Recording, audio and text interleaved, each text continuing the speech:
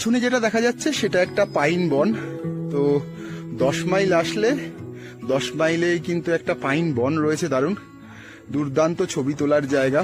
সব থেকে বড় কথা, আলো আঁধারির খেলা কিন্তু এখানে খুব ভালো মতো হয়, কারণ একদম ঘন পাইন বন এবং তার মধ্যে দিয়ে যখন সূর্যের আলোটা পড়ে সেটা কিন্তু সত্যি একটু মায়াবী লাগে এবং ছবি তোলার জন্য কিন্তু মানুষের কাছে একটা আদর্শ জায়গা হতেই পারে এই পাইন বন।